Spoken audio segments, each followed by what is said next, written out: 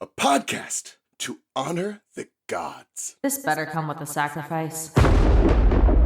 Deus Ex Media.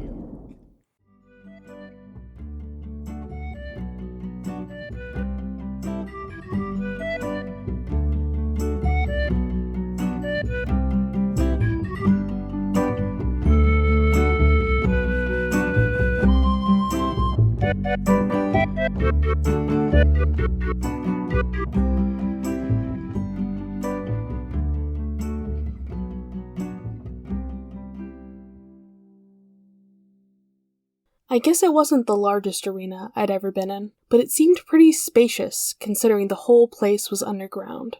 The dirt floor was circular, just big enough that you could drive a car around the rim if you pulled it really tight. In the center of the arena, a fight was going on between a giant and a centaur. The centaur looked panicked. He was galloping around his enemy, using sword and shield, while the giant swung a javelin the size of a telephone pole, and the crowd cheered. The first tier of seats was 12 feet above the arena floor. Plain stone benches wrapped all the way around, and every seat was full. There were giants, dracanae, demigods, telkines, and stranger things, bat-winged demons, and creatures that seemed half human and half, you name it, bird, reptile, insect, mammal. But the creepiest things were the skulls. The arena was full of them.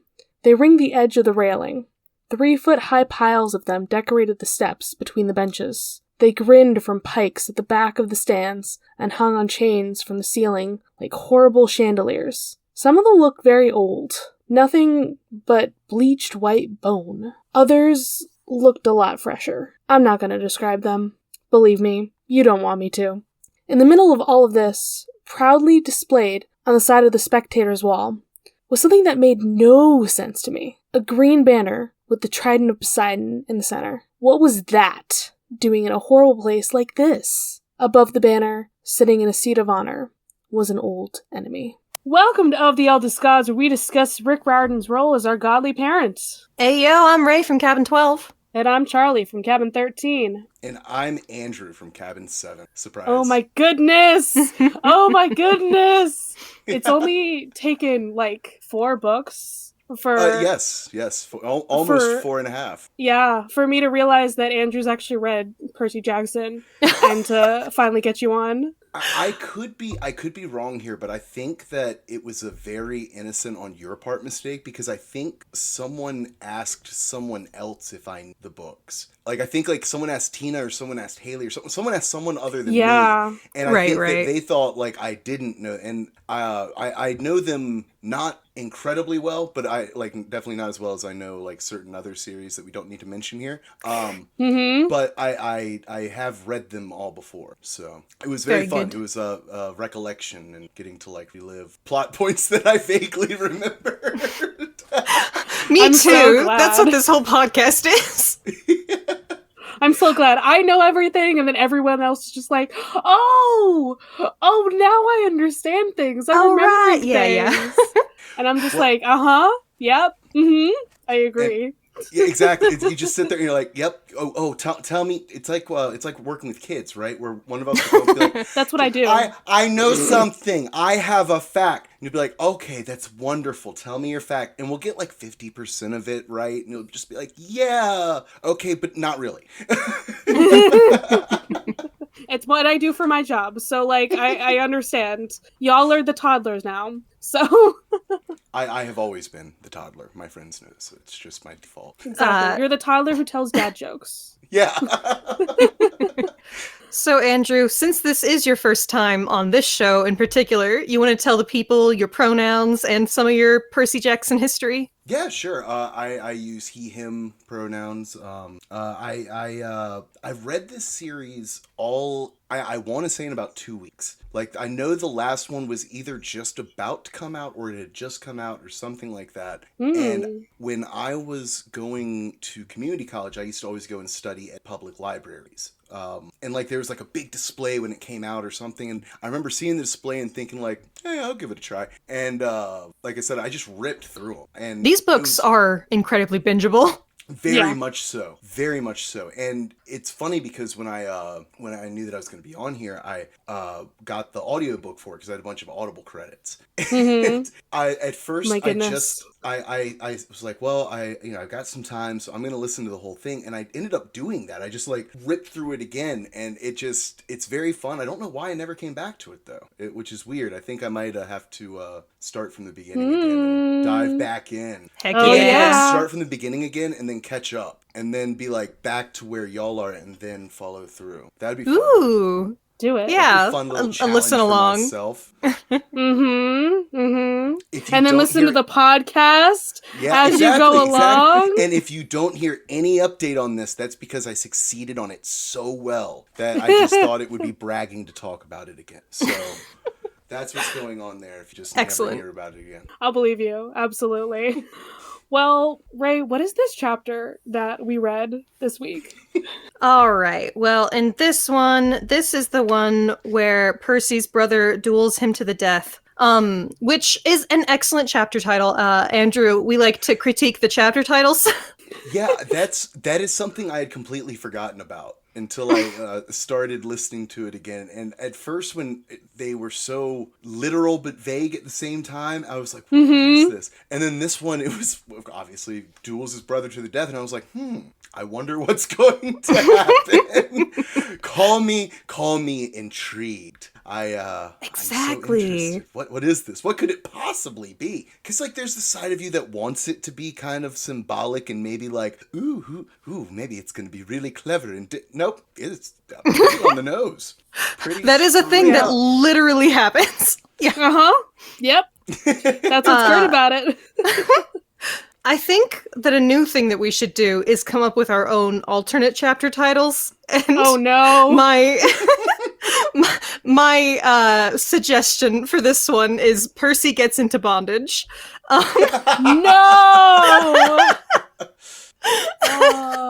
That's my first foray into this new bit. All right, anyways. Percy Jackson and the allure of Silverstein. God! Okay, so things that happen. Rachel does the seeing thingy and leads us back into the labyrinth, and everything goes to shit almost immediately when we run into Luke and the gang. Percy ends up in a gladiator pit, and his friends are being held hostage. Luke wants him to help entertain the giant who runs this part of the labyrinth, but Percy isn't really, feeling it. He kills the Dracene. God. Oh my goodness. Do you remember, Charlie? Dracene? Dracene! I think that's how I say it, is Dracene. That seems good enough to me. Anyways, so he kills one of those, but then they send out Half-Blood. His name's Ethan. He's our new bestie, and so Percy would clearly never murder just some guy. Percy has strong anti-murdering some dude energy. It's very much avoided at all costs. Except for that one time he tried in the first book, but don't worry about that.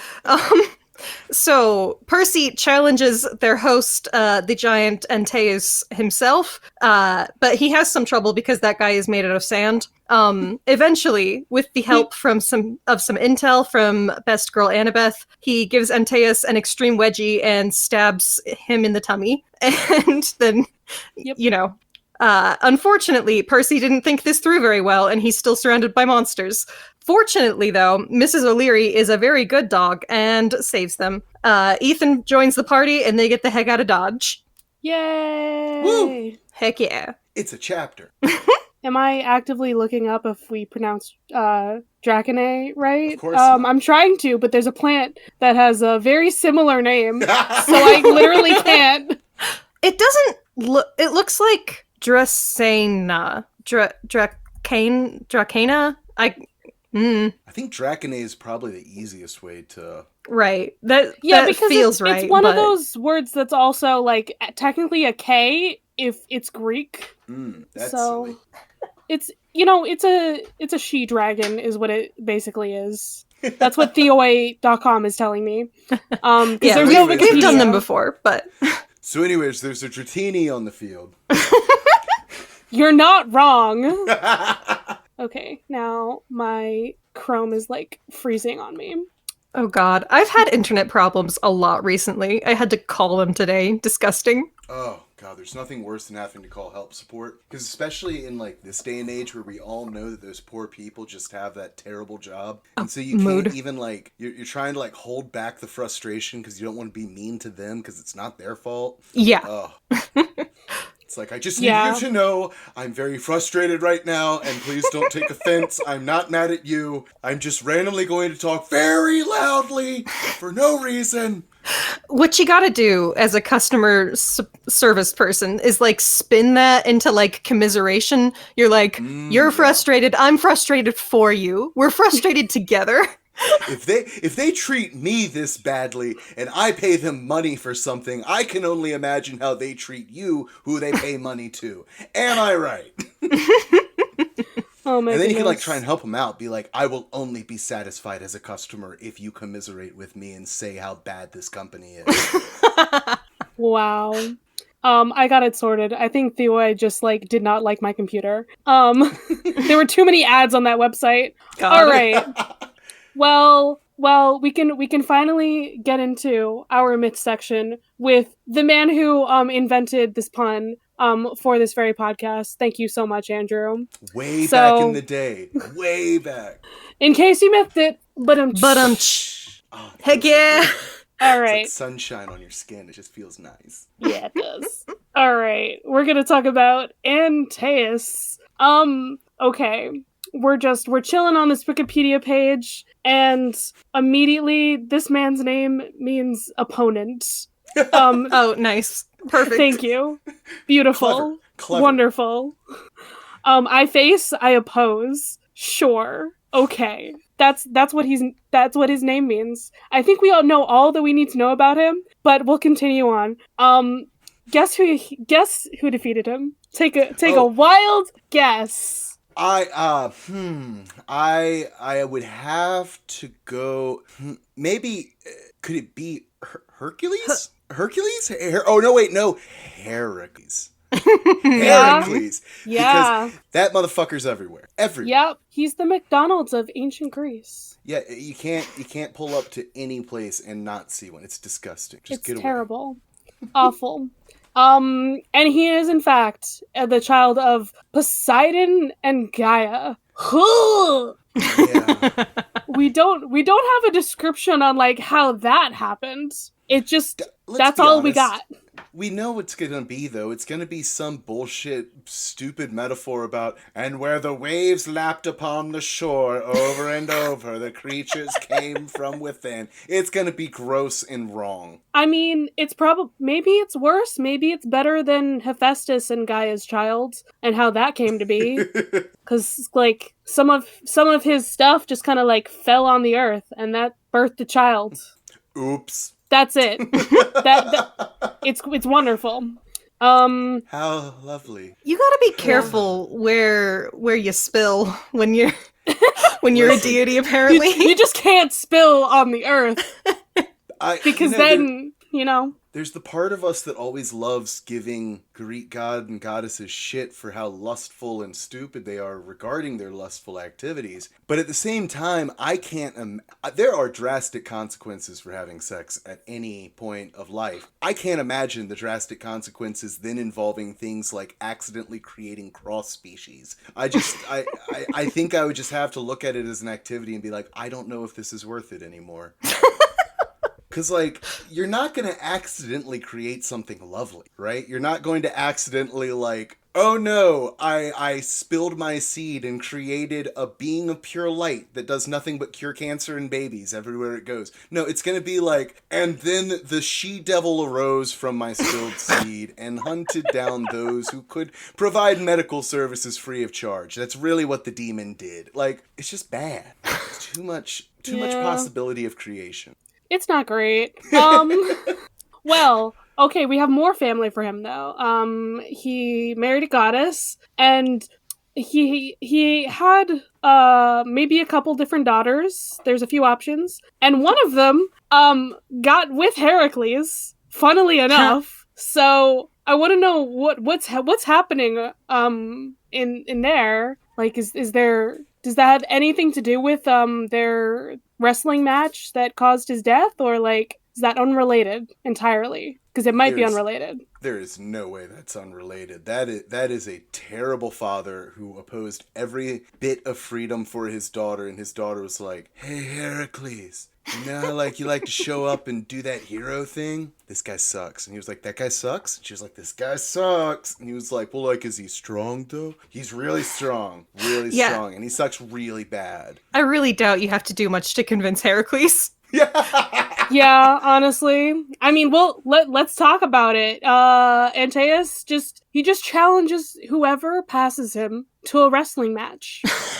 He's that That's fucker. He's just that guy. And of course, literally like in the book, he's invincible as long as he's touching the earth. Oh. So well, that's cool that's like a real thing. That seems like such like a video game like power.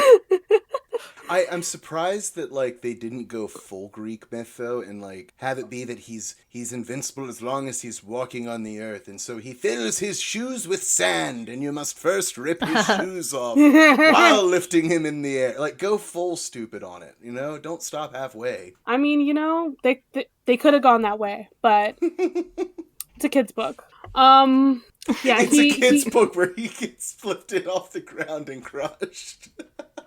By his loincloth. My god, I don't wanna see that. I actually don't want to see this scene in the show if we get that far. I'm sincerely believing that he will probably be more clothed if we ever get visuals. Let's hope. Very much so. I would hope. Yeah, so he always won. He always killed people because like they can't kill him, so what's gonna happen there?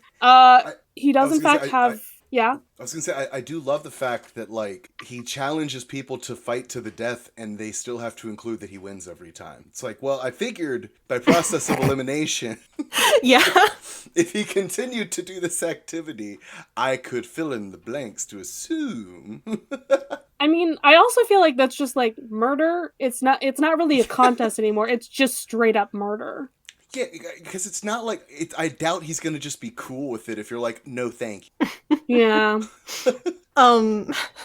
This is mostly unrelated, but there's a character in Dirk Gently, the TV show, who calls herself a holistic assassin, which means that every time she runs into somebody, she's like, "Oh, that's my target to assassinate. That's my job." So every person she meets, she kills. Yeah, similar vibes here. That's terrifying. I don't want to meet her now. See, and this is where I would fuck up, because I'm one of those people who always thinks that I've met people before. So I'd be walking up to this person like, "Do I know you? Do I know you from I feel like I know you from somewhere." And I don't think you want to know her. You definitely don't know me from somewhere. I definitely don't. I didn't know that was a possibility, that by knowing her I could end up dead. Yeah, you don't want to know her. So this is so interesting. He actually does have a temple to Poseidon with skulls. It's like legit. What did Rick add to this character? Basically nothing, actually. He was like, perfect. I will import this into my delightful series. Like, what's there to add? He's perfect. Absolutely. Yeah, literally. And so what does Heracles do? Like, he's on his way to go steal the golden apples, which, hey, wasn't that something that Luke was like had to be tasked to do? It was his first quest. You know? Must weave everything together. Every single time. So yeah, Heracles, what did he have to do? He literally just lifted this man and crushed him. In death by bear hug. Literally. Incredible. If I'm not mistaken, if you Google him, the first result is like a picture of him being crushed by Heracles in the midair. I mean, that's what's on the Wikipedia page. Like, literally, it's just that. My goodness. Oh, Heracles. Heracles is out here just wrestling dudes, man-whoring around, just living his best life. I mean, I was gonna say that, but is it? No. You know, I've messed up a lot in my life. I have never been made to do 10 labors though, right? Like that's never been something that I've had to do. Well, Is not life, but a your series mother- of labors. Your stepmother was not Hera, so True. So, and I don't think you murdered your wife and children. Well, not I could be yet. wrong. I mean, I still have. Oh no! I need a wife and child first, but I'm just saying. Yeah, but maybe that's why you don't have have a wife them. and child. Maybe that's why anything- they're not that's here. the Anything is attitude. possible. That's the magic of this world. Anything is possible. I don't know your life before I met you. Like, that's why you don't have them, is because you murdered them. If I were a crazier person with a bigger budget, I would have hired like random actors to walk behind me during this, like just random people, and pretend like you should all know them. Like, that's Cynthia. Everyone knows about Cynthia. Moving on. And then like even Tina would have been like, who the fuck is Cynthia? It would have been fantastic. I should have done this. Damn. What the hell? So many opportunities for fun mischief that I didn't act. I find it interesting that, like, the second half of this Wikipedia page, which literally takes up, like, the same amount as, like, describing, like, this man and all that he did is just where he's located, like where this myth took place. Okay. But I don't have time to Geography. unpack all of that. The most fascinating myth subject. Like, it's trying to figure out where in, like, Libya he was. Yeah, I'm not doing that. Thank you and good night. I'm good. Let's talk about this chapter, y'all. Excellent. Although first I'd like to know, Andrew, since you listened to the audiobook, what are your thoughts on the audiobook? They make some very strong decisions. They in sure these do. audiobooks that I was not prepared for.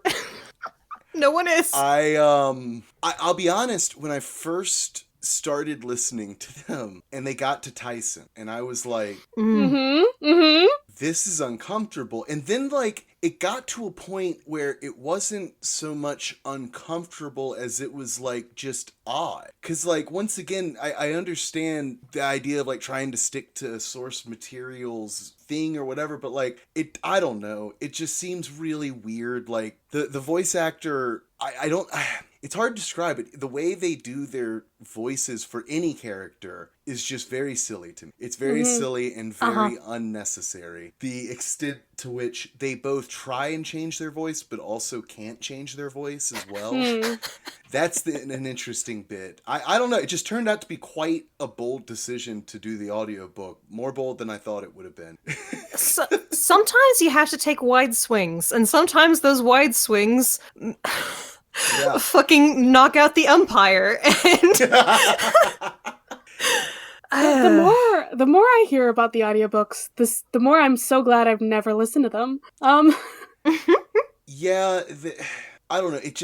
I hate to disparage the Right, voice exactly. actor, but like, because I don't know anything about, but like, if you were to tell me that this person doesn't have many friends that are women, I also would not be surprised. Because like, every female character that I've heard so far has the same breathy voice, no matter who they are. So God. like, it's Goddamn. it's very odd. And like, I don't know. I don't know if it was them. Maybe it was the director who was like, no, Maybe. you know, talk like a woman. Like, who knows? But like, there's a lot of guys who only have like one girl voice because it's hard to figure out. and then I thought about my mother, and she said, oh no, but what about your girlfriend? Who then said, but your mother is here too. Like, it just, there's no change, but like, they're very different at the same, I don't know. It's weird. Yep. It's weird. Yeah. Well, The thing with the audiobooks is that I do get used to it after a while, but then when I go weirdly back used to to like it, right? reading the text itself, I'm like, oh, this is like actively more likable. So Yeah. I don't know. But there's also like, I'm not gonna lie, like part of the reason that I was so able to blow through this because I wanted to hear what the heck they were gonna do. Yeah, Like, yeah. It's almost like watching a car crash in a way where it's like, oh no, I'm not gonna look away, but something real bad's about to happen, and like It does, but like you still are like, whoa, look, that arm's on fire. I shouldn't watch that anymore, but like you still do. I don't know, it's just weird. So I've listened to 40 hours of these audiobooks now, is what I'm telling you. You're welcome. I have a problem. I have an appointment with a doctor to talk about it. What have you done to me? Why did I leave my safe blanket? Audiobooks Anonymous. Wait.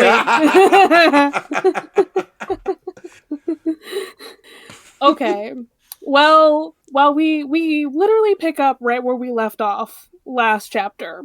We're finding the little blue symbol that Rachel told us about. And okay, did we know this before? That like it needed the touch of a half-blood? Did we know this information? I don't know if it was mentioned, but that is how they've done it, is, you know, just touching it. But that makes you wonder how, like, the milkman got in there. Like, is the milkman a half-blood? The milkman was just like had like a tiny bit of godly blood, like on his mother's side, like randomly, like, you know. Poor what? guy. Listen, this is Greek mythology. He could be like a great grandson of the Minotaur for all we know. Like, you know, it's not absurd to think that maybe he's a milkman because his great grandmother was a cow. Like that. I'm just saying. I'm just uncomfortable now. I'm thinking about that. I'm gonna move right along. Zeus was walking through the field one day and saw a very pretty cow. Yep, 4 generations later, I deliver the milk. It's an ironic I was job. just imagining this man milking himself, and I'm like, that's not actually how cows work. That's how you accidentally create new gods and goddesses, okay? And new fetishes. And new fetishes, yes. Zeus cannot be just going around milking himself in public. That judge is very specific. I have to talk about Rachel because I'm simping for her so much. Yeah, get us she's out of wearing a here. MoMA t-shirt and she cleaned up from her statue outfit, but she's still got like gold glitter in her hair. I love her. That's all. Yeah, when this episode comes out, I'm gonna have to reshare the fan art that I drew of her. Like, I literally based off of this look of hers. Good. Because yes, she's perfection. And I had so much fun trying to draw the little flecks of gold all over her. Well, and I like how she has shade. I was terrified of Annabeth, right? Annabeth. Yes. Yeah. I like how Annabeth tries to like throw shade at her, and she's just like, "Oh, whatever, bam! I shine enough. I don't need worry about shade. Boom." Rachel is so chill because she's confident. She doesn't need Annabeth's approval as a person. No, she's fine. Listen. These two women are both strong and confident, and they don't need Percy. But Annabeth wants Percy. I mean, yes. Oh, I also love Percy, but I'm just saying, like, come on. There are vibes here going on. Anyway. Okay. Also, Rachel is like, I'm so chill. I cannot be ruffled by anything. Door opened up in the middle of the wall. That's fine. I don't care. And then skeleton. And she's like, oh, okay. I mean, Wait, yeah. Doesn't screaming loudly at the top of your lungs mean I'm so calm in your language as well? That's my custom. I'm so comfortable. I mean, you can't see suddenly, like, you turn on the flashlight and it's like, well, okay, I can see what's in front of me now. That, I didn't realize that was right in front of my face. You know? That's what I'm imagining. But also, terrifying. Giant Cyclops skeleton hanging from the ceiling? Yeah. You know, it's fine. It's absolutely terrifying. That's so out of season. I mean, dead Cyclopses is so 2000 ago. I mean, you're not wrong. How do skeletons work for monsters? That's a question I have. Oh. Yeah, aren't they supposed to, like, go poof? Like, Also, how would a skeleton hang if there's no connective tissue? Wouldn't you have, like, a skull hanging with nothing? Because, like, they must have like wired it. You know, you can. There's ways to, like, you know, like a little crafting project. It's actually a party favor. It's not like actually a skeleton. It's like fake. It's just decor. It's actually made out of rock candy. They grow a giant thing of rock candy and like shave it down. It's a great festival every year. I highly recommend it. You know, and Tejas' mother is like Gaia, and like Poseidon's the Earth Shaker. He's definitely into rock candy. Like rocks, the earth. I had to keep laughing at him saying that his mother was the earth and that his father is the earth shaker. It's like, you are so proud that your dad had sex with your mom. Like, I need you to quit referring to your father, because he's basically saying like, that's right, my dad, the guy that fucked my mom. My dad is so fucking potent. He shook her all night long. You know what I mean? That's my dad and my mom I'm talking about. Yeah. Mm-hmm. Want to wrestle? Ugh, so good. So it's an old Cyclops. It's not anyone we know. And then, of course, we gotta freak Rachel out a little bit more. Yeah, my half-brother's a Cyclops. Didn't you know that? What? Duh. And hopefully we'll find him, and also our friend who's a satyr. And Rachel's like, oh, okay, sounds good. I feel like being, if one of us, for example, was just randomly introduced to the world of like this realm, I think the hardest part for us would be realizing how many random like prejudices we would have out of nowhere. Like just the amount of like bestiality and incestual offsprings that we'd have to be like, I'm fine with that. That's you enjoy that. Can a cow consent? I am not gonna think about. I'm just gonna go. Can the cow consent? You know? Hey guys, can Zeus talk to animals? And follow-up question: do animals have like intelligence, or is it more of like just a general word response? I'm just uncomfortable here, and Zeus looks really, really into my cow. Help. Yeah, I mean, Zeus also turned into a swan to fuck a woman, and that's normal, I guess.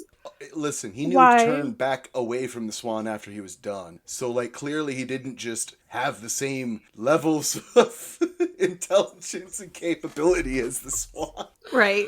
Zeus as swan passes the Harkness test. Regular cow, probably not. God, this is like the second week in a row you brought up the Harkness test to me. Well, it just keeps coming up. Do I want to ask what that is? I've never heard of this before. Oh, Jack Harkness from Torchwood / Doctor Who. He likes to fuck aliens a lot. Oh, that's right. I remember that character now. He's pansexual. He will fuck aliens, you know. Yeah. Well, but like that's kind of unfair because everyone wants to fuck that guy. Like, that's you're like not innate, wrong. Like that's just symmetry, right? Like, of course, everyone like that. I don't know. It's hard to. But so the Harkness test is a set of 3 rules, which are that the being that you would like to fuck has to be of the age to consent, has to be of the intelligence to consent, and has to be able to communicate consent. Yeah, beautiful. Perfect. Beautiful. And that's it. Love it. That's Perfect. all you need. Monster all you need fuckers, is love in the go test. into the world. Oh, now the song makes. Now all you need is love and the Harkness test.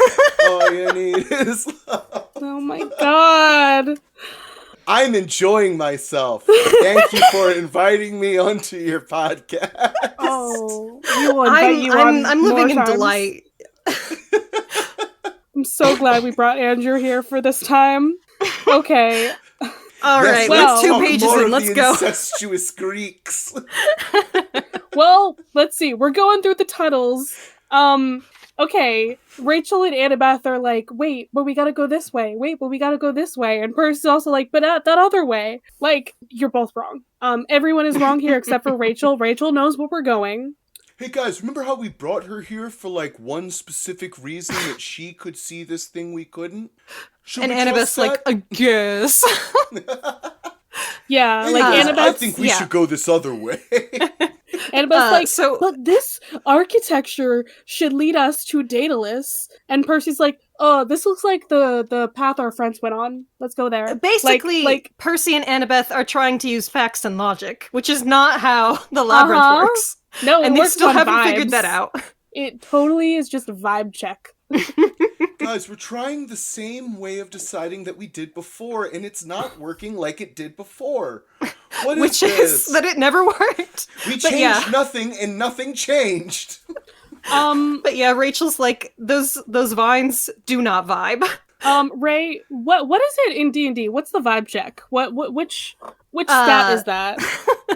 That would be insight. Yeah. Yeah, okay. So Rachel's just no. all the insight. Yes, she's absolutely doing insight, but also that's really funny because in my D&D group, we actually wrote vibe on our character sheets next to insight.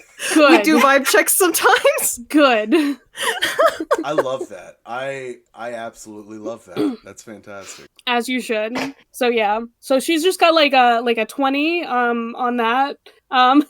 So we always call Annabeth Wise Girl, but honestly, Annabeth's intelligence is her stat, and she has like nothing in wisdom. Like honestly. And Rachel and Percy are both high whiz characters. It's an interesting time here. Okay. But yeah, so there's like a trap, and then there's tree roots moving around. Okay, but like the tree roots moving around could also still mean that like that could be the path to Pan, but technically they didn't ask Rachel to help them find Pan. So she's going a different way anyway. Ooh, so what you're saying is that Percy's not technically wrong. We don't know if he might still be right. We don't know. Annabeth that's wrong. We don't know that Percy is wrong. So I don't know. Character syndrome. Percy is both right and wrong at the same time. Schrodinger's Percy. I don't know that they did tell Rachel like where they wanted to go exactly though. I think that they're just like, go forth, and she's like, got it. Maybe there only is one right path, like, and then the labyrinth changes around you to where you'd like to go. That could be it. Maybe it's just the one. It's literally just one straight line, actually. Oh no, Rachel is making them go straight. Maybe it goes where your heart desires, and Percy want to go see. Oh. His original true love. God. Look how much stronger I've gotten, dude. I could like. I see you're doing the audiobook voice. Yeah, exactly. Is that what Luke sounds like? Well, no, Luke didn't stand out as much. I think Luke was just like a normal voice. The one that stood out was the wrestler dude, because the choice that was made is that his voice would sound like a 1980s professional wrestler. Oh my god! So he's constantly talking this. Percy Jackson, I will defeat you and show you who's better. Like, it's literally like that bad. It is just fascinating. That's kind of how I envision him, to be honest. It's definitely a viable choice. Like, I'm not saying he's wrong. Instead of the loincloth, can we like actually just have like the classic pro wrestler like up in there? Yeah, I think that's what it should be. It covers about the same amount, so like seems about right to me. Yeah, he's just like, I've collected skulls to appease our father. And it's like, wow, I want you to fight Hulk Hogan at WrestleMania. Let's do this. Yeah, so Rachel and Annabeth sassing each other. We almost get something about Rachel's backstory. Her parents will never notice that she's gone. Why? We may not know. I'm sure that'll never come back up. Probably not. It's not important. Convenient interruption. Yep. But this is the first time that Annabeth has ever sympathized or empathized with Rachel, so progress, I guess. Yeah. Listen, the sparks, they are a-flying. God, I wish. How do you make sparks? When you strike metal on metal like a sword hitting a shield. That's why sparks are flying. My goodness. Yeah, so we gotta run, but we're running straight into Snake Women. Story of my life.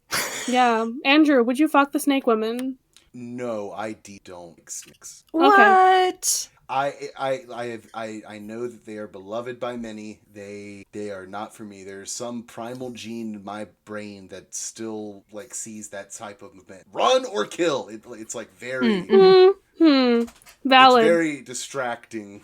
It's like the skittering of a cockroach. Like, I'm not necessarily like, it's just a primal urge of like, that needs to stop, or I need to get away from it. Like, that's all that I can do. You always want to think that you're like above that like primal shit, and then you see a cockroach in real life and you're like, holy fuck. Yeah, well, hot snake ladies, anyway.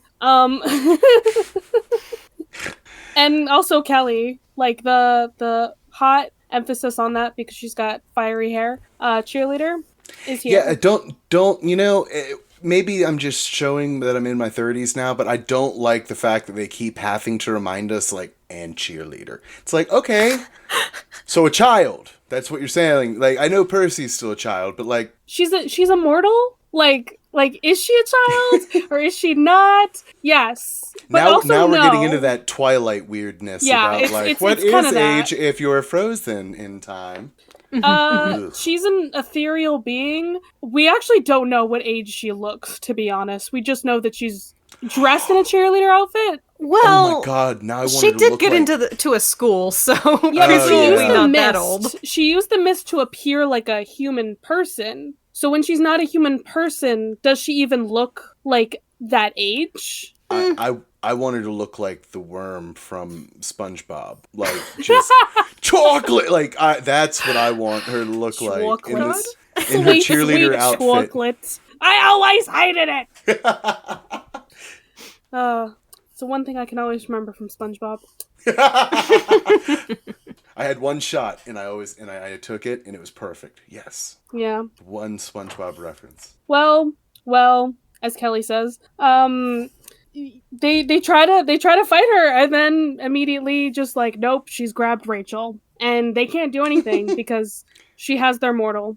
Yeah, you can't really blame Rachel for this. She doesn't have the training. She has no training. She has no weapon besides a blue plastic hairbrush. What is she gonna do? She has no magic ADHD. What is she gonna do here? Like, well, so they gotta go walk to this nightmare place. Yeah. Also, oh god, the snake ladies. I forgot they're doing the S's. They're doing the S's like snakes. Like snakes. Oh yes. You'll be very popular with our host. My goodness. Yeah. I feel like if they include that in the series, I want there to be a character in the background that like very quietly but audibly looks at it and goes, snakes. I get it. Like yeah. I would just love that. I would die laughing. I feel like Percy could be that person. Yeah, honestly. Just like, snakes. Yes, funny. Also, I greatly disagree with Percy on one thing here, because he says, if I remember correctly, they would have been attractive if it weren't for their forked tongue. And it's like, why is that the turnoff? Like, that's where you draw the line. It's not the snake body. It's the tongue that's not shaped the exact way that you're used to. And the creepy eyes. Like, That's true. The eyes would be a little I think those parts are still hot. I think it's like the snake legs where I'm just like, see, I don't know what I'm supposed to do with that. So I've heard of getting all wrapped up with someone, but this is ridiculous. Like, I don't know how the snake leg sex works, but like the upper part, very hot to me. We all know it's going to go one of two ways. It either goes the hentai way or the non-hentai way, and that's just the way it is. So I stay away from the hentai. So listen. You don't have to be any sort of special knowledge to know what that's implying. I can infer what it is, but I also don't want to know. Now I'm thinking about it, and I feel like there is a difference. Don't think about it. That's how the hentai wins. You don't think about it. You see, tentacles seems almost normal, but like snakes, just like a whole snake, that feels bad in my brain. Well, it's multiple, aren't there like multiple? It's two legs. It's two snakes' legs. Like, yeah. Mm-hmm. He said like two massive snake trunks. Trunks. Like okay, well then not the hentai way. I think we should all agree on this one. The non-hentai way is preferred. Like, come on. So is there like Moving I on. can see you thinking, Charlie. I'm thinking back to like the statue of Echidna that I believe had 2 snake legs, actually. Anyway, you could visibly see her vagina in between them. Efficient. Anyway, Percy Jackson. I did it! I broke Charlie. I can't right now. My brain is like so far gone. Oh my So goodness. We let's go don't back to earn this our children's explicit book really rating quick. every episode, but some episodes. Sometimes we really do. Sometimes I just try to say fuck as many times as possible. And then sometimes I talk about fucking the snake ladies. Okay. So, we're talking vaguely about some brother of Percy's. And Percy's like, Tyson? What other brother do I have? Like, Did I mean, my brother secretly end up in charge of a giant arena of death? Is that what happened? you know what? That Tyson, would have how been did you interesting. No, do it couldn't be. Imagine if we just had like a random like, oh yeah, like during the 2 weeks that you were missing, like this is what Tyson's been doing. Didn't you know? See, and now I'm not going to do the voice, but now I kind of want to hear that voice actor doing Tyson. And I walked into the arena and I heard Tyson go, "Hi, Percy!" Like, oh God, that would just be so like, look who I found! It's your friend! Like, oh. And it's Luke. That version. And, And like- it's Luke. And Tyson's just like, you know my brother, I love my brother. I guess you're good then. Oh. I think we should rewrite Percy Jackson, and that's exactly what happens, actually. It's just Tyson. I don't know what happened to Grover, if he's still here or not, but like... If we rewrite it, we have to rewrite it so that Tyson yells out, "Hi, Percy," in a non-distinguishable accent of any sort. Percy forgets that he has other brothers. He forgets that his dad fucks. Like, honestly. I mean, what if it could have been Polyphemus? Like, it could have been, I don't know, like Triton, the mermaid dude. It could be fucking anybody, Percy. You have lots of relatives. Yeah, there's several like big heroes it could have been too. Yeah? Yeah. Yeah, I mean, didn't we in an early Again, chapter Perseus. hear about some terrifying son of Poseidon? Maybe? Like, I'm just, I'm pulling the threads together, huh? Huh? We literally have this teased early on by Chris and his quote unquote madness. Indeed. Well, they're in a large arena. There's He says We've all to been Rachel, "I'm sorry, I'll get you out of this." And she nodded. That would be nice. Girl. Anyways. It's the nicest possible way to look someone in the face and go, "I really don't think you are. I really doubt you heavily." There's like, here's my belief in you, and this is my belief in the moon landing being fake. Notice how that's higher than this? Okay, let's see it. Well, we see many things in this arena. We see giants, Draconae, demigods, Telkines, and Stranger Things. You know, the TV show on Stranger Netflix. Things. Yeah, we see several children that are about 12 years old sitting in the stands as well. I just wanted I to don't stop there because I like, you can't say that phrase anymore without it meaning You really that. can't. Well, and That's so also, I funny. was having difficulty because, like, with the way that it's described, this arena, for some reason, my brain kept picturing, what is it? The battle on Geonosis, I think it is, in Star Wars. The one where they're in, like, the arena with the different monsters and shit. Oh, yeah. Where all the stormtroopers show up. So I'm, like, waiting for, like, a pack of clones to, like, drop in and save them the whole time. Newsflash, that doesn't happen. Yeah, it does not. Poor Percy. Now I want him to have a lightsaber. Percy Jackson and the great fucking lightsaber of success. Everything Listen. just got a whole lot easier once I got a lightsaber. Not gonna lie. You know what? Just one day he like uncaps the pen and it's like, whoa! Why is there like a blue light coming out of this instead of the bronze sword? What's happening? Celestial bronze can kiss my ass. I have a plasma blade. Let's go. Have you ever tried to block a lightsaber with a shield? Yeah, not many people have and lived. Hey, that'll dust the monsters real quick. Are All right, so the description of Antaeus, like, we haven't fully gotten to it. Yes, he's got a loincloth. We've been over that part. But he's, like, as big as a sumo wrestler. His skin is dark red with blue wave designs. What? Yeah, again, that... What? I don't want to think about that, because that sounds like red clay meets waves, which is like your dad fucking your mom again. And Taylor, you need to get over this, dude. Like, it happened. That's how all of us are here. I mean, I was like, why red and blue? I mean, like, I get the waves, but also, like, you're really not connected with the water, bro. You're just the earth. Well, Like, let's be honest, that's what this whole thing is, right? This is him trying to be like, hey, Dad, I love you, Dad. I'm gonna, like, build a giant stadium to you, Dad, and just kill a bunch of people. He has daddy that's issues. what you totally... Yeah. Very much so. Poseidon's Very just much not so. answering his calls, and Poseidon's like, ooh, gross. God, that's from when I fucked my... Ugh. I think my name for this chapter is now the Arena of Daddy Issues. The Arena of Daddy Issues. Yes. That's where we're going with. Just fell into place. Absolutely. I mean, even Luke's got it. Literally, like, this half giant sumo man refers to him as the son of Hermes, and Luke is like, I'm gonna kill you, but I can't because I'm terrified.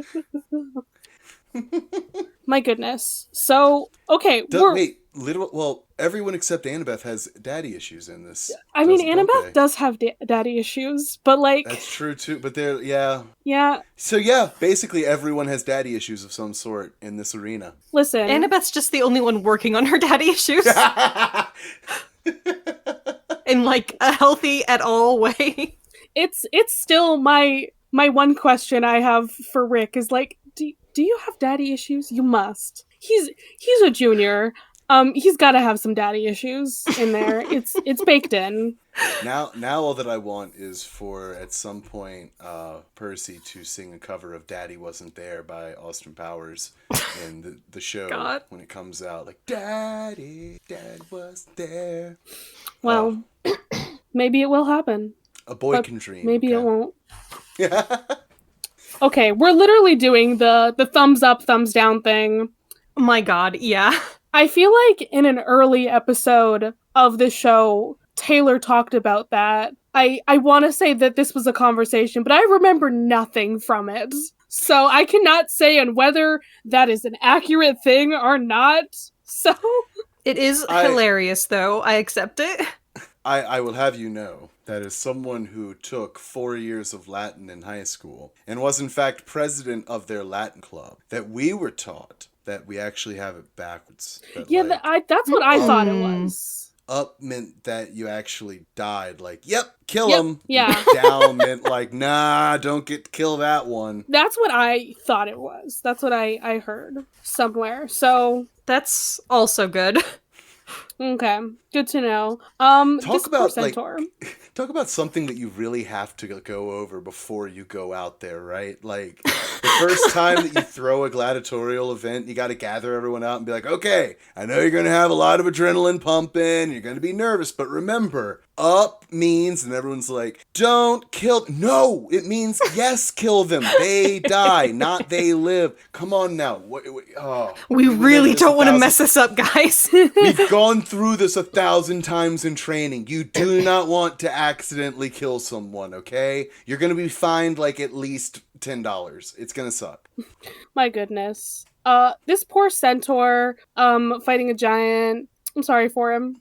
Just kind of fucking dies. Yeah. Sad. Percy wanted to help, but he's not really in a position right now. Yeah, he just kind of. There's just a hoof left, and that's kind of terrifying. That's the price. That's the prize, I guess. Yikes. What would be left of Percy once he died? I don't know, but he'll make a big wave. But okay. I'm so sorry. Never be sorry. You gotta own it so much. All right, this man, I think that's what happens. Is Antaeus just has to refer to you as like you were the child of this man specifically. Yeah, specifically, he wants everyone to be like the son of Poseidon as opposed to like the son of Gaia. Yeah, right? So I think he'd be like Annabeth, son of Frederick. That's what's important here. Who cares about Athena? It's Frederick. Son of Freddy. There you go. Annie B, son of Freddy, come on down. Oh my goodness. In his mind, women just don't exist. I mean, okay. He's like, yeah, we'll have the females fight afterward. Gross. Anyone who uses the word females in that way, you are canceled. Absolutely not. I would like you to promptly die. Thank you. Yeah. Starting with Ben Shapiro and Jordan B. Peterson, is that just be fantastic? Please. Thank you. Females. Yeah. No, thank you. But he does want them to fight after Percy most likely dies. I don't know what his plan is here. Does he want Percy to die or not? Or is he maybe like, maybe I can get Percy to be like on my side because he's also a son of Poseidon, and then we can team up and we can be super cool, and Dad'll see because that's his favorite son right there. He'll see that I'm cool too. Yeah, see, that's the part that doesn't really make sense, is like, how could you possibly assume that by killing your brother, your dad would be happy? Like, guys, I got this great plan, okay? Remember how, like, I'm constantly trying to get dad's attention? Here's an idea. Remember my brother that I've never met before? I'm gonna kill him. It's gonna be great. Dad'll love it. He'll love it. It's a display of power. It's all he knows. Yeah, he's just a manly man, so that's all he knows. He's totally the type of guy who would call on his mom to bring him Hot Pockets. That's what he is. He's the guy that, like, is super ripped because he works out all the time because he doesn't have a job, but, like, he, like, is real big and woke and... Not woke, but yoked. But he's, like in Glass Onion. Exactly. The men's right activist. Are we okay? Are we now imagining what's Dave Bautista as Antaeus? Is that I don't want to do that to Dave Bautista, but I mean he's an actual like good guy from what I've heard about him. Yeah, exactly. So like he can act it, he can do it. He's done it in Glass Onion. He can do this sort of man. He didn't like it though. He was like, I can't say those things about women, but he did it anyways because he's a good actor. Yeah. I love Dave Bautista. As you should. Oh my goodness. Yeah, so we find out his mother is Gaia. Maybe that's important, maybe that's not important. I don't know. Is Gaia an important person in mythology or anywhere in these books? I don't know. Possibly. Two godly parents. That gotta make you hard to kill. But also doesn't always make you a god, I guess. Yeah, don't worry about it. He seems to be at least some amount of immortal. I don't know. Possibly a giant, I guess. I do like how, like, having more god blood does seem to just kind of make you fear. Yeah. Like, just a bigger boy. Yeah, you're just tall. Like, the more godliness you have in this universe, the taller you get. Like, if you see a guy that's like 50 feet tall, a lot of god blood. See a guy that's like 7 feet tall, a little bit of god blood. A little bit of god blood. A smidge. I mean, I feel like if you're short too, you could also have a lot of god blood. Just like a different, one of the less beefy gods, you know? You know, one of the like a more like ethereal gods, right? You know, like one of the small twink gods, instead. Instead of like Ares or something. I'm the great grandson of Narcissus. There you go. I am a very small man. I'm glad we all agree that Narcissus is a twink, actually. True. Absolutely. 100%. If Narcissus was alive nowadays, he would just have an Instagram filled with, like, mirror selfies. Like, that's all that it would be. It's just, like, every angle of his body done through mirror selfie. With nothing but, like, the red lips emoji as the caption for every picture. It's all about that narcissistic homoeroticism. Mm-hmm. I, in fact, wrote a 10-page paper on that. All right. Well, Antaeus is like, what weapons do you want to have for this fight? You can have, like, an axe, a shield, a net, a flamethrower. Nah, just have a sword. We just kind of breezed right past that. Just have the sword. That's it. Percy, take the flamethrower. Or, like, really push this, right? Like, what weapon do I want? I want a tank. I'll sit here and wait until you get me one.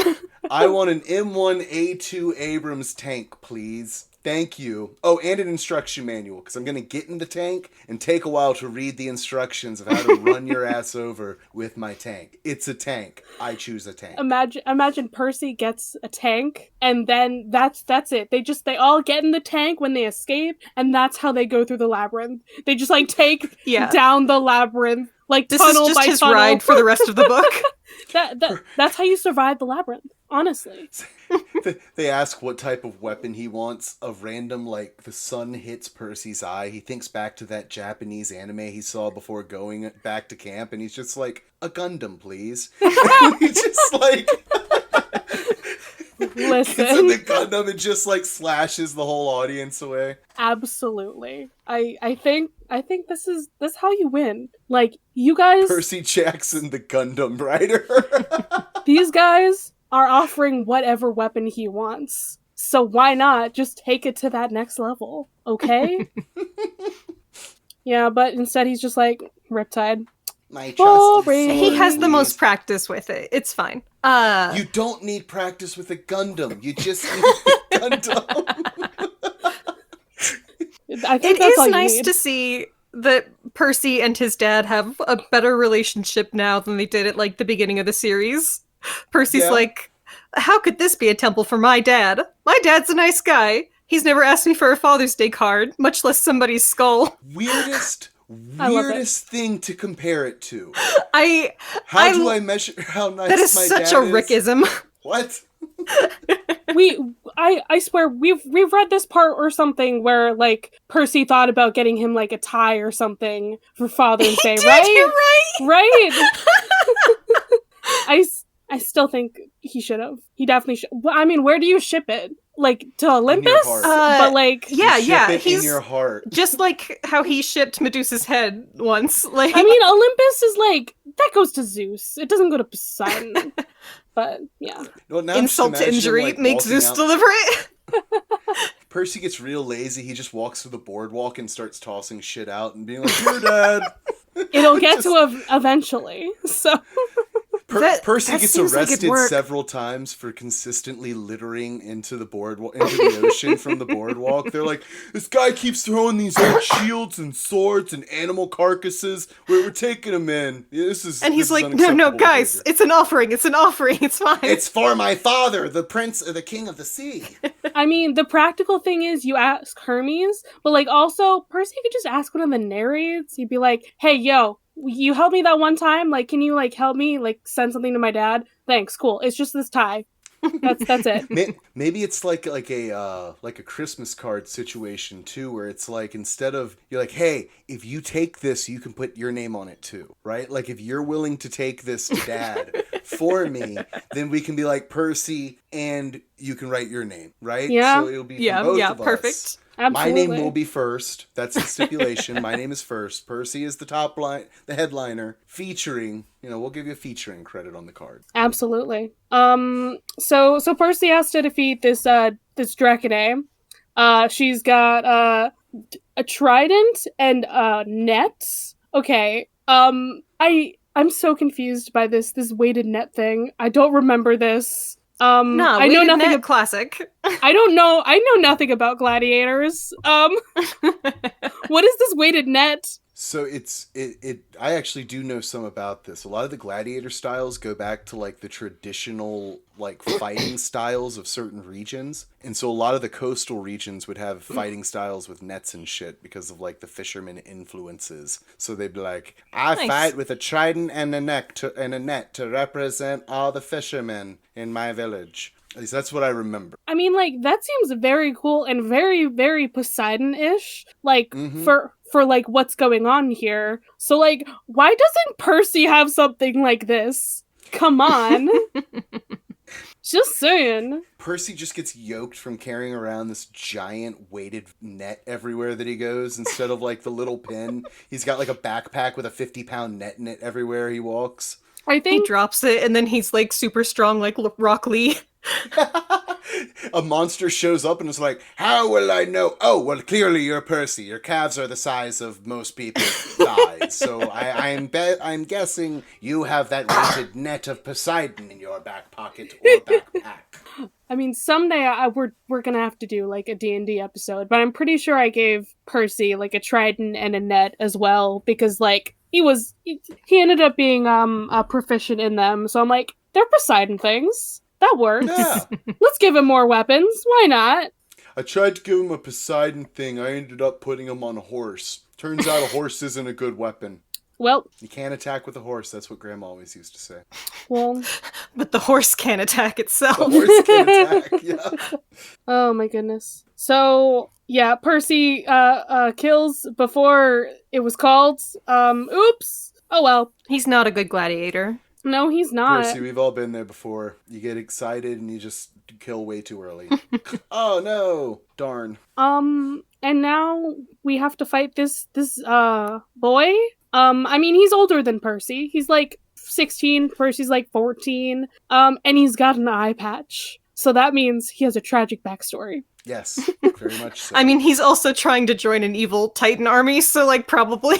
And he's a good boy trying to join a group of bad boys. That means that he has tragedy in his background. Correct. We get a first and a last name, so I doubt this will be the only time we see him. Surely that's just so that we can enrich ourselves with imagery. It's not going to play a role. He's gone after this chapter, I'm sure. I mean, this also does mean that it's not a white person. We got Nakamura. That's a Japanese last name, if I'm not mistaken. So I am not going to weigh in on that. I'm just going to nod my head and smile. Let me. Sounds right to me, but I don't know shit. I can tell you it doesn't sound like a Korean last name. That's all I can say. Yeah, I mean, I don't know a lot of things, but that's what I'm gonna go with. I'm going to say it in my non-Japanese knowledged self. It sounds very much like it could be a Japanese name. You know what? I'm gonna say it's not a white person name. Yeah, in the hopes of raising diversity, I'm going to make the decision that it is in fact a Japanese name. It's there's a guy named Shinsuke Nakamura who's a Japanese professional wrestler, so that probably helps. Done. I think that's all the proof we need. Yeah. Poof! We have another non-white person in this book series. I think this is like the third one. Oh man, that's sad.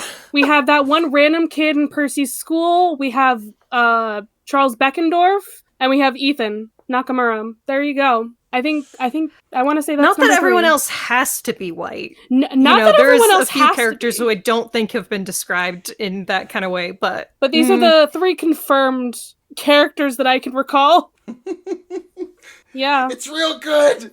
It's great! I mean, let's be honest, by like the time that this book was released, that was going above and beyond the call for most public things. yeah, Diversity wasn't huge. unfortunately. Yeah, it's nearly 1 per book so far.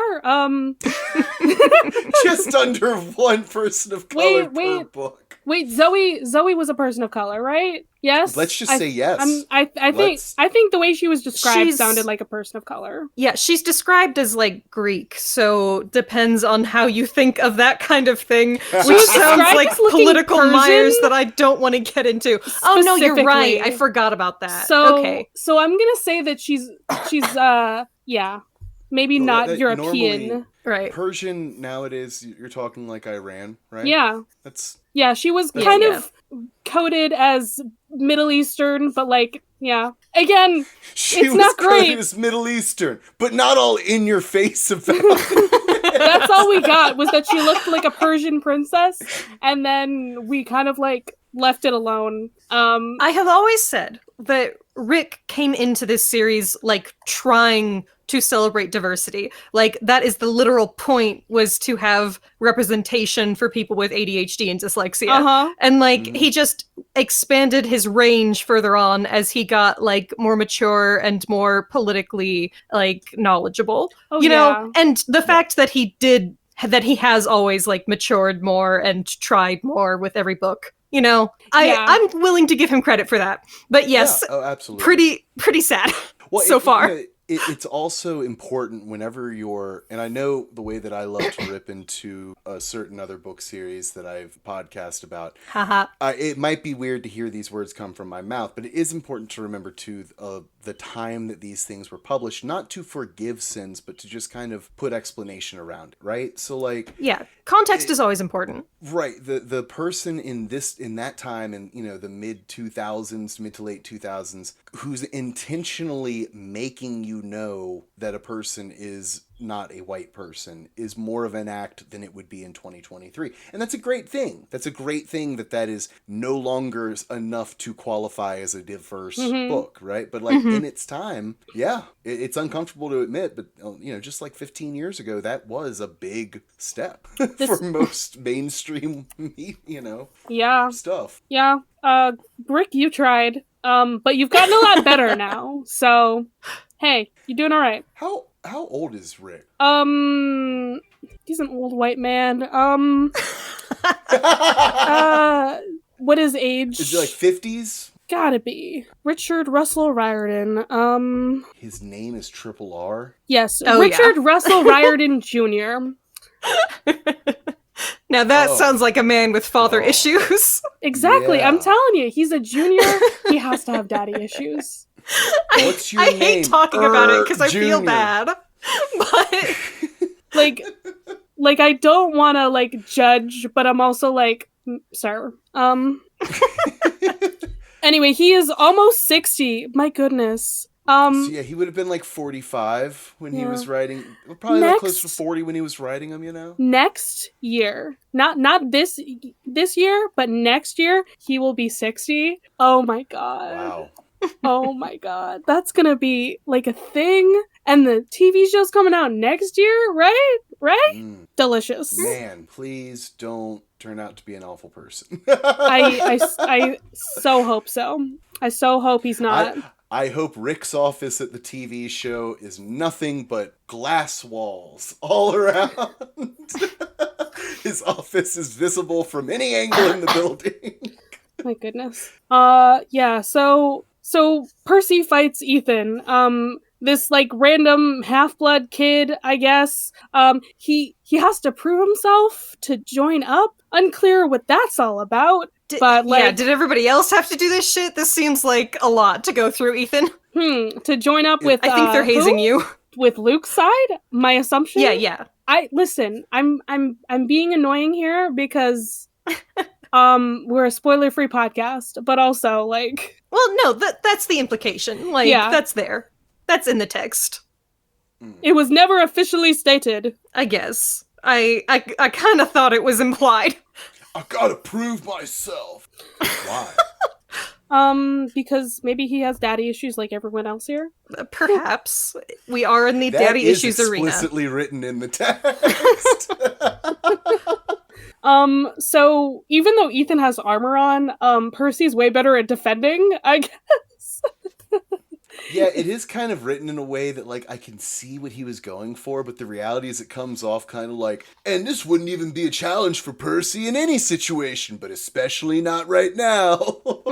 I feel like to be like, oh, Percy's, like, so good at this, he needs to have some water nearby or something. Like, yeah. Like, Percy's badass. Come like, on, yes, guys. You're he's not giving my badass. boy any credit. But also, like, have him, like, I don't know, pour a water bottle over his face, just, like, in the middle, like, between fights.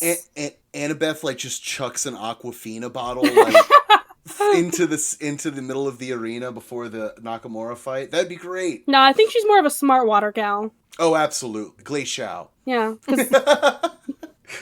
Okay, so he does not kill Ethan. He just, like, kind of trips him up and then does the sword to him.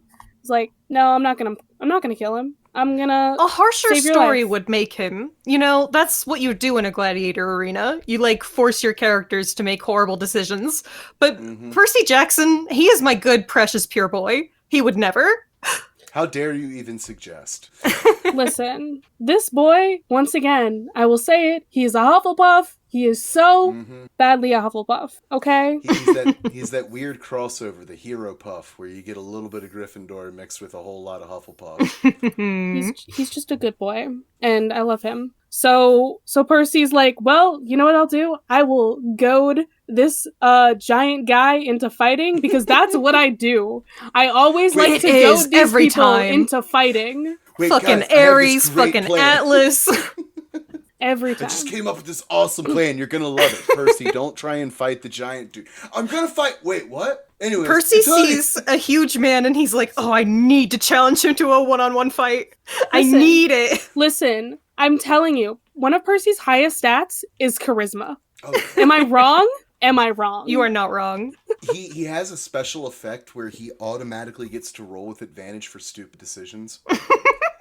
So, like, if there's an incredibly brave, but it's the Harry Potter stat, right? It's like if there's an incredibly brave but incredibly dumb thing to be done, he, like, has to roll, and he has advantage, but he's actually angled towards doing the dumb thing. So, like, I've got a plan. What's the plan? I don't know. Then you don't. That's nothing.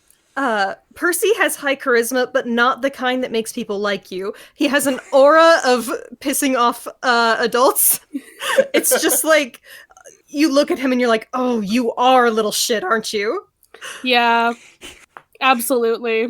I would say it's not persuasion, it's performance. Yeah? Yes. Yeah? I think so. It's much more of like, I'm going to do something before you can stop me, and then be like, oh no! Like, that's the type of, like, it's like the look what I can do, right?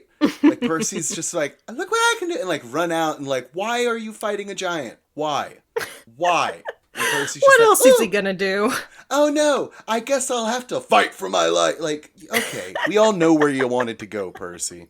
He wanted to give everyone, a chance to either escape or, like, to figure out a plan of some kind, but, like, he's the only one here who can do anything, actually.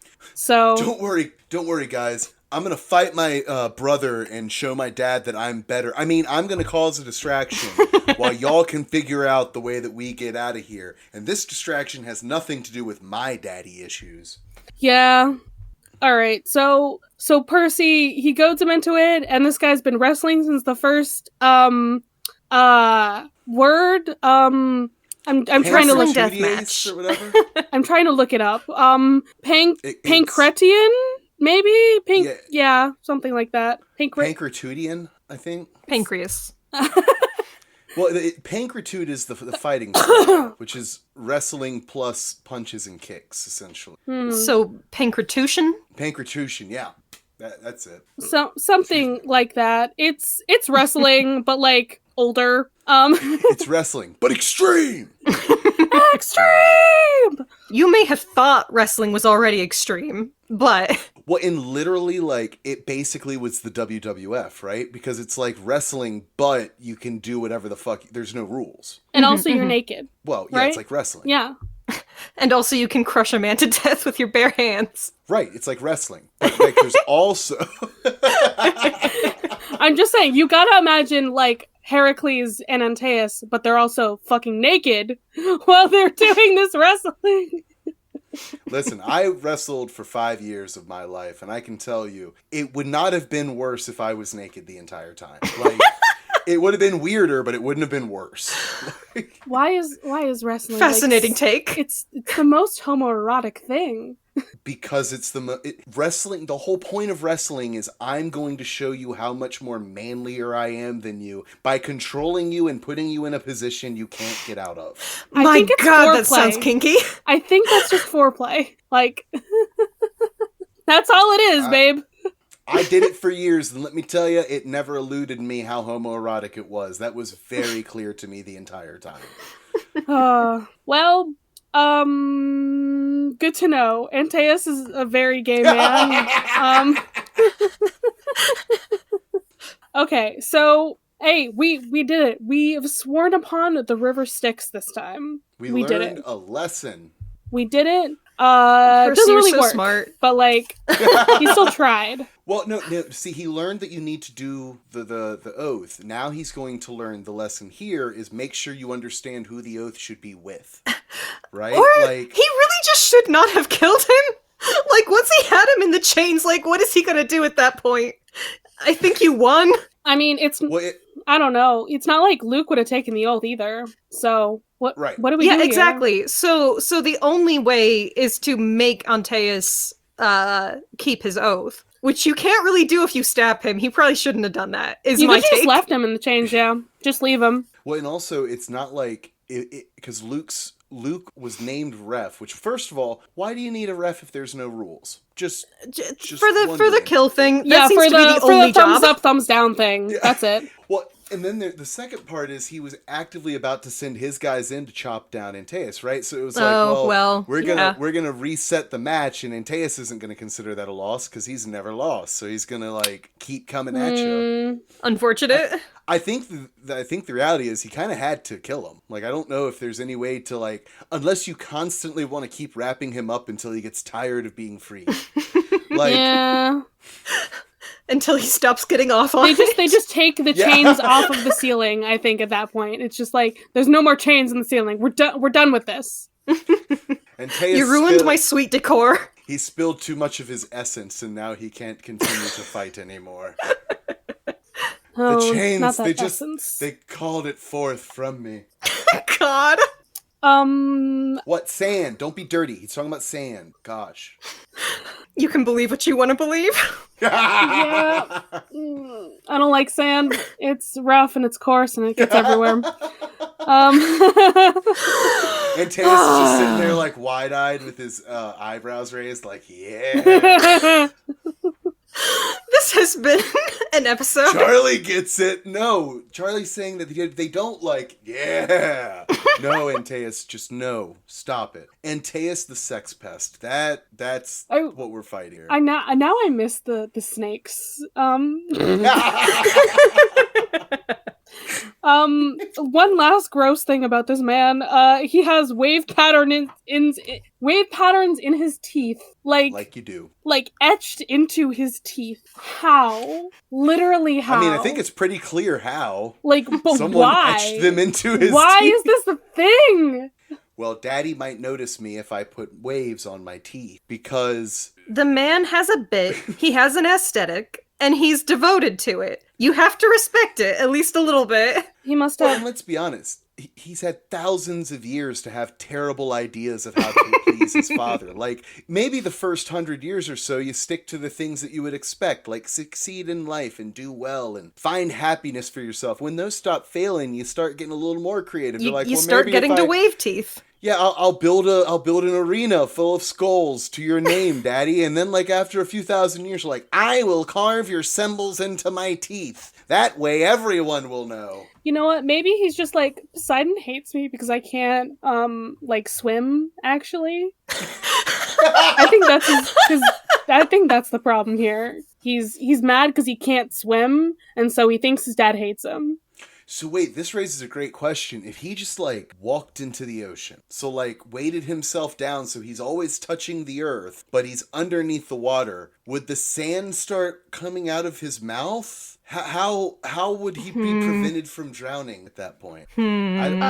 He just is in a sand cocoon. I couldn't tell you. Maybe he really can't get in the ocean. Maybe he just dissolves like the Sandman he is. Oh, like what do they call it? Drizzle. Like when you get the sand that's like super fluid. Maybe he's like that. Like he's just a mound of hardened sand that if you get too wet, he'll just wash away. So again, he just really is like, I need to connect to my father, and it's the only way I can because I can't get in the water. There's like no way I can. Oh, but see, now this makes it tragic because he thinks he needs to connect to his father, but if he connects to his father, that's going to kill him. He has a toxic father, and he really just needs to...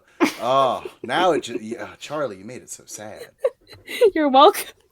Now let's murder this man. Like we try to stab him, not working. We got the sand healing powers. Like it's like Percy's water healing powers, but like with sand. Literally, Yeah, it's the it same really- thing. It's the same thing. Rick just basically went, all right, you guys remember that? It's that, but different. That's it. That's all it is. Huh? It's a lot What do you easier to fight while touching the ground than to have to fight while touching water, though. So Yeah. he has an advantage. Yeah, absolutely. But what does Percy do? He thinks of a thing because he looks at his surroundings. You know? You gotta think about what's around you. Use your environment to your advantage. Now I'm just thinking of like the like Sokka's master episode of Avatar, where Sokka literally gets like the sword training, and like that's what he's taught. He's like, yeah, use your environment, make it work for you, all of that. And what's his environment? Chains. That I do love this. It's a very Percy move. That's That it. feels. Chains. I feel like Percy and Sokka have the same training. Absolutely. One and the same. Yeah. Just like run on top of this man, and then chain him to the ceiling by his loincloth. Ugh. Gross. Yeah, don't think too hard about it. Percy's like, I hope that stays up for a little while I fix this.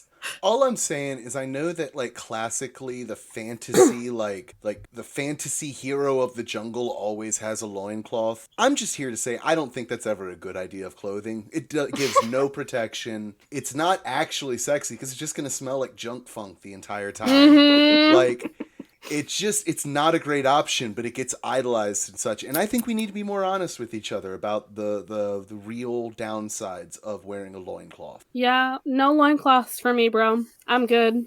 I do I want made it to sure be a wrestling outfit. I want that so badly now.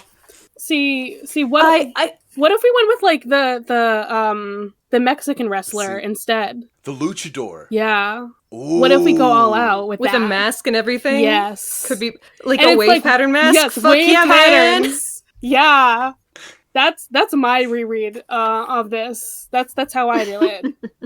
I feel like the films made a mistake in adaptation when they made things like less goofy and shit. Mm-hmm, I want the show, like, if the show makes things like slightly more goofy and like Oh, hell yeah. more like modern references and stuff, I'm super down.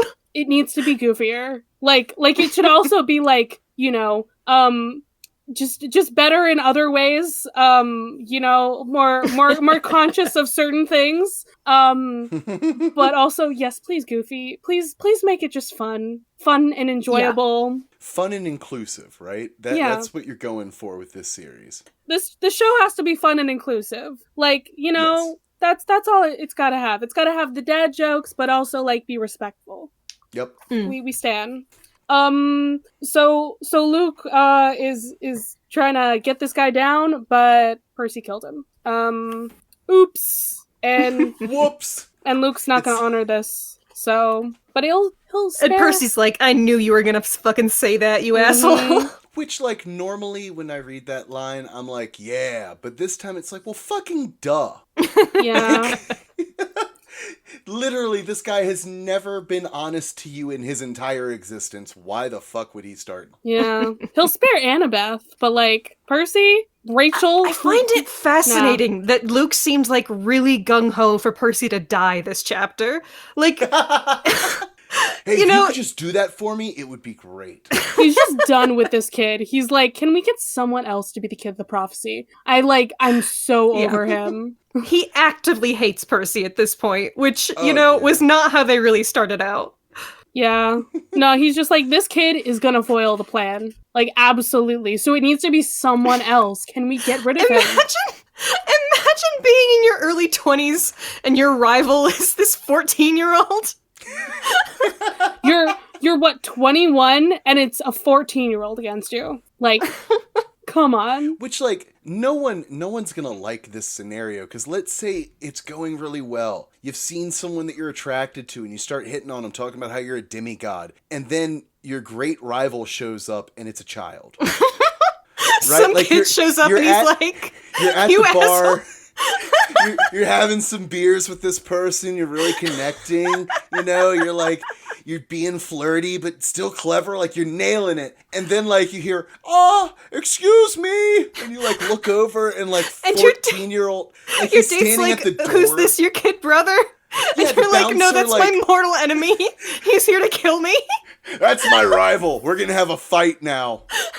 Why? Okay, you know what this is making me think of? Have y'all seen the Harley Quinn show on HBO Max? I have not. No. Okay, well, one, y'all need to I fucking need to. watch it. It's so good. Yes. It's so fucking good. One of the early episodes, Harley is trying to find a nemesis, and you know who volunteers? It's a very Harley task. You know who volunteers? Fucking Robin. But it's not regular Robin. It is Damian Wayne Robin. It's like 12-year-old, like He little fucking kid. would. It's Obviously. Robin 4.0. Yeah, like, this is my first nemesis. Like, he goes on a talk show, he's like, yeah, I'm Harley Quinn's nemesis now. It's real great. Like, that's the scenario between Percy and Luke. Like, Luke is Harley, and Percy is Damian Wayne. Which also, if you're Harley in that scenario, that's on you. Yeah. Like, Talia Ghul has a fucking child with Bruce Wayne, and you're sitting out here just going, yeah, I want a nemesis. That's on you. That's your fault. That's your fault at that point. Sorry. You did it to yourself. Now you've got to try and impress people by beating your great rival, the 14-year-old. Yeah. Anyway, I guess maybe that's my plug this week, is just go watch Harley Quinn on HBO Max. Sounds good. We won't even bother thinking of a plug. I did it already. It's not a plug, it's home. You have to watch. You have to now. I'm making you because I referenced it on this episode. Well, all that we really have left is our good dog best friend. I was gonna say our Deus Ex dog, Ina. Dogina. I tried. I really tried. I feel like we should be able to fit a bark in there somewhere, but none of the syllables are quite right. Deus Ex Barkina? I like it, honestly. There we go. Percy finally remembers he has this freaking dog whistle that he has not used, but it's been like weighing on him randomly when he like checks his pocket sometimes. And he wasn't gonna use it, but he does. Yeah, I love how he's essentially like, well, it can't get worse. Let's see what happens. It can't hurt. So he blows into it like, you know, it's the apple whistle. But then it shatters immediately. Last time he almost used it was in Mount St. Helens when he was like, I'm definitely about to die. Yeah. This time, other people are in danger. Yeah. Oh, Percy. Fucking heroes. Yeah, he had to do it because both of his girlfriends are in mortal peril. And then that guy with the eye patch. What do you mean? I think he was very clear with his mother that he does not have a girlfriend. Absolutely, totally. She is my friend from camp that I'm mad at for no reason. Absolutely. Correct. Luke being like, what was that supposed to do? Like, just laughing. The villain laugh. That's such a villain thing to say, Luke. You idiot. Absolutely. You could, like, just imagine being like, ooh. Yeah. So scary. Oh no, the whistle that makes not a sound. Oh! And then what do we get? Dog! The best dog!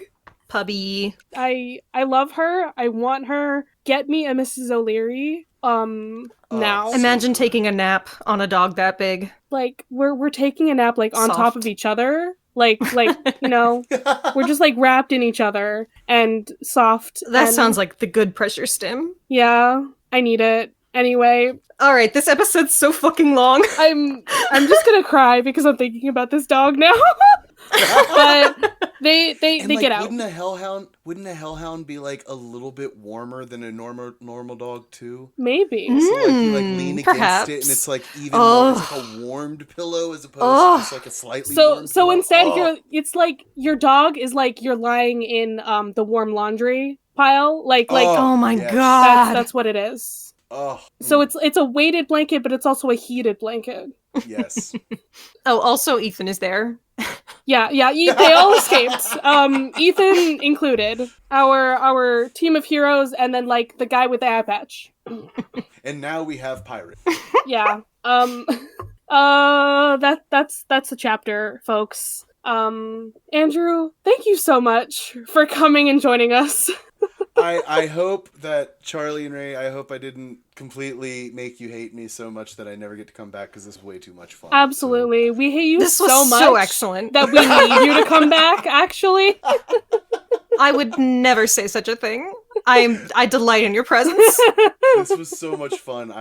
This was an absolute. Thank you so much for being my first non-Tina podcast that I got to go on. Yeah. I feel like I'm a real podcaster now. Hell yeah. You did it. You've done it. I did it. I did a thing. Yeah. You're cheating on Pod Daddy.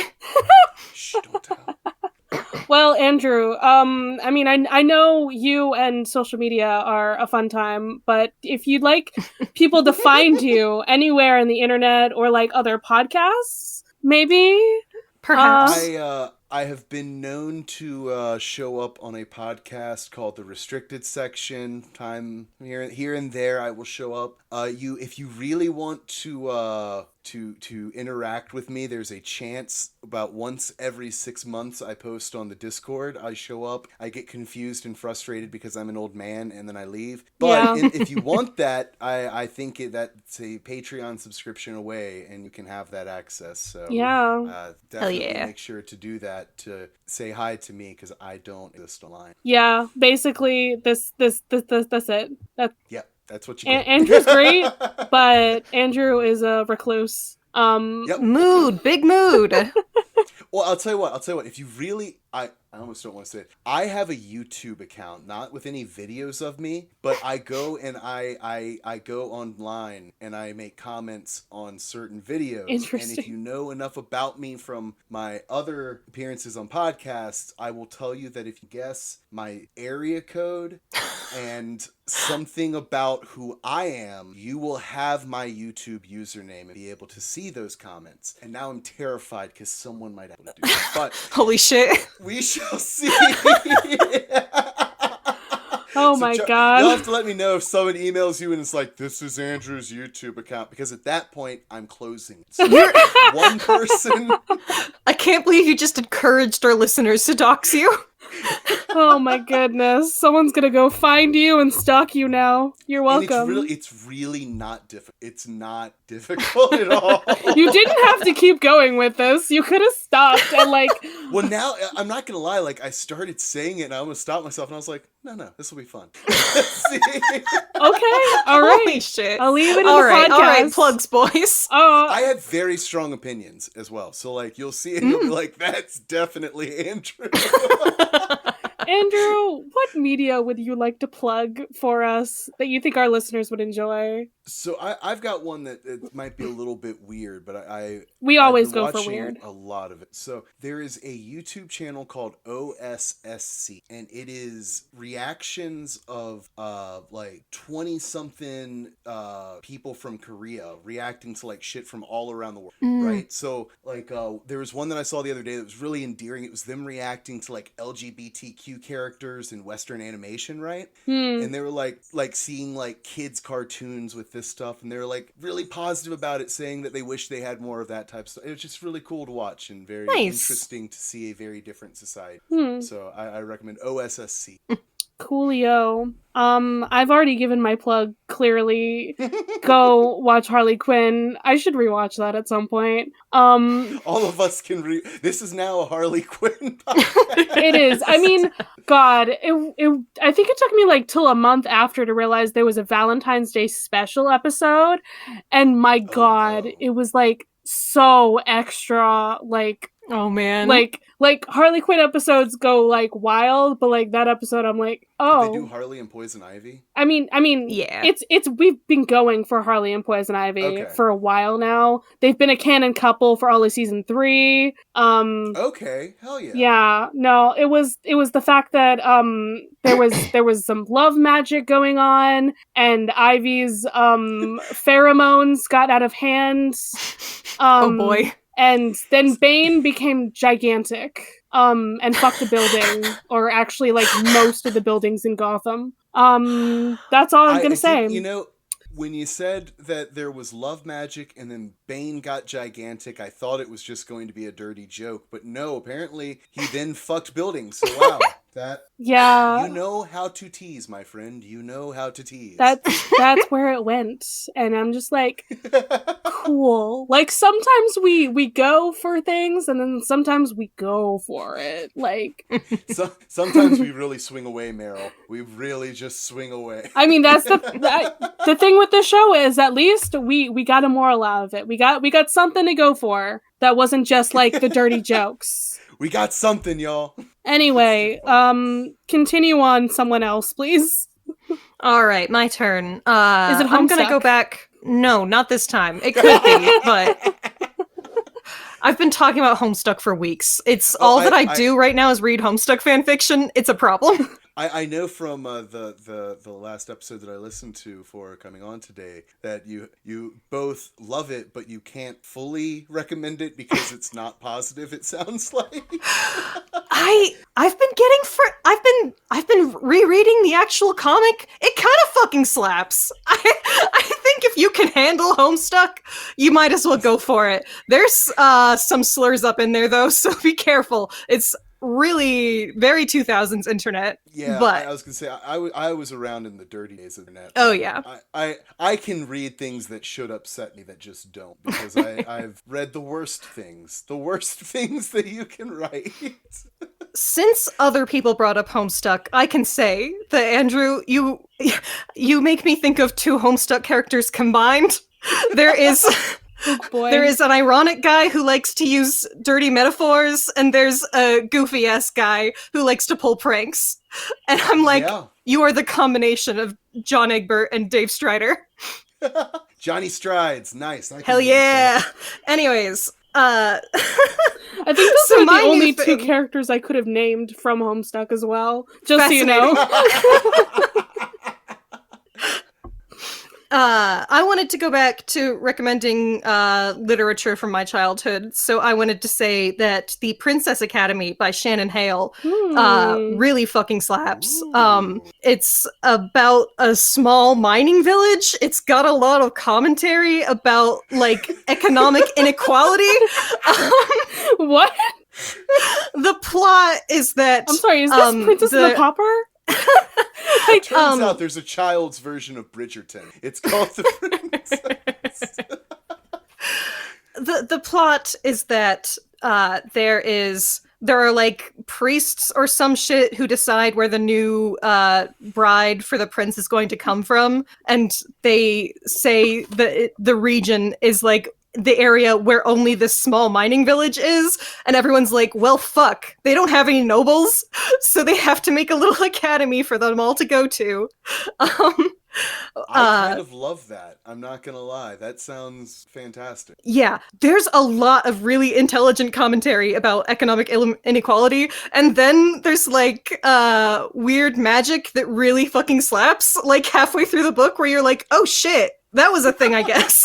Yeah, no, I could actually buy this being a Barbie Princess and the Pauper fanfic.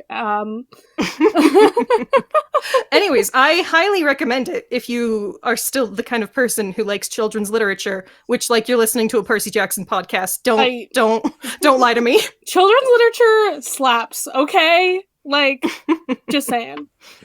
Can I cut in really quick? I'm so sorry. I need to do this, though, because this is a crowd that will appreciate this. Mm-hmm. One of the videos that those OSSC people do is a reaction to Western fan fiction. Ooh. Highly recommend that episode.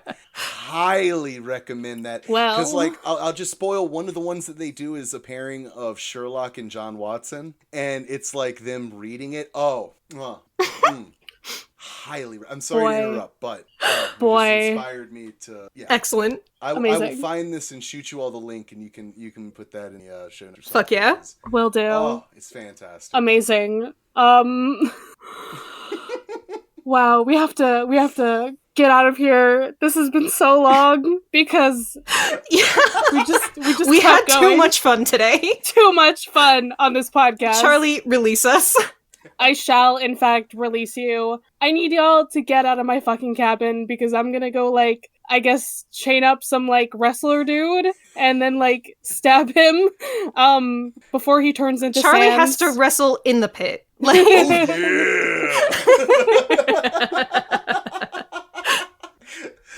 wait, we should have made a joke that he's actually the Rock, because he's Earth. Anyway. There it was. That was the joke.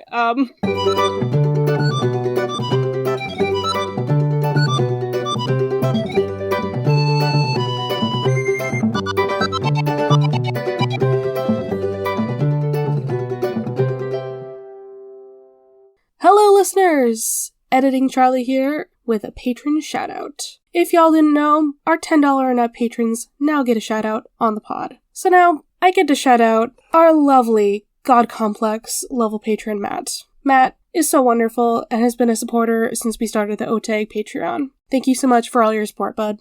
You can follow this podcast socials at Of the Eldest Gods Pod on Instagram and Tumblr, and at Of the Eldest Gods on Twitter. You can send us an iris message through oftheeldestgodspod@gmail.com. If you'd like to support us financially, join us at patreon.com/oftheeldestgods. By becoming a patron, you can join the Deus Ex Media Discord server, where you'll be able to chat with us and other listeners about episodes and anything Percy Jackson related. Our $5 patron tier also gets you access to Against All Odds, our monthly bonus show.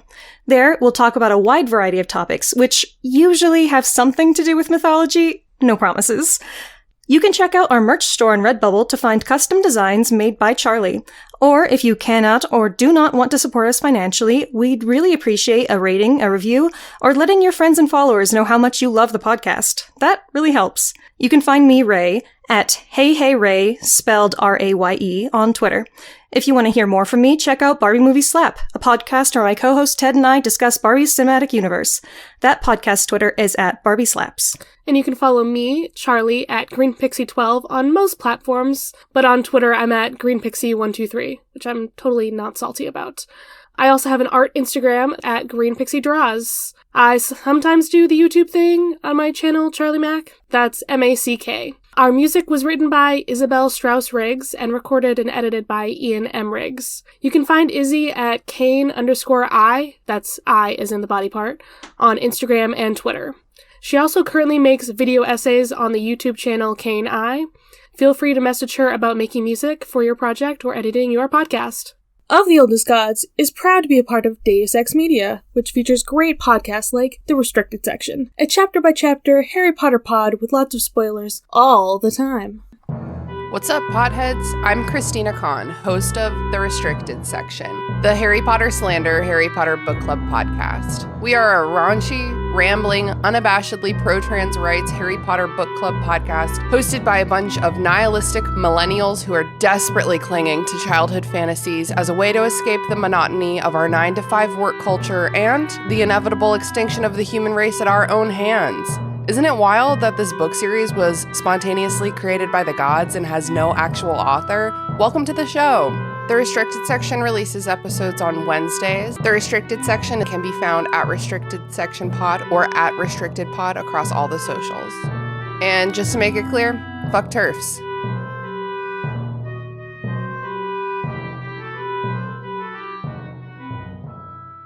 Of the Eldest Gods is based on the series by Rick Riordan. Right now, we are discussing Percy Jackson and the Olympians. Remember to follow us on your favorite podcatcher and meet us back here every Thursday.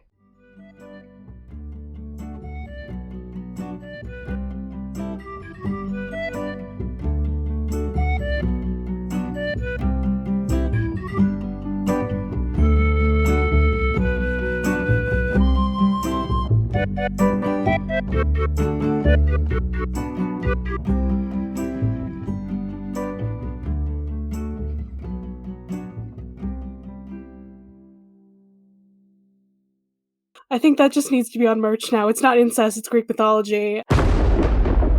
Deus Ex Media.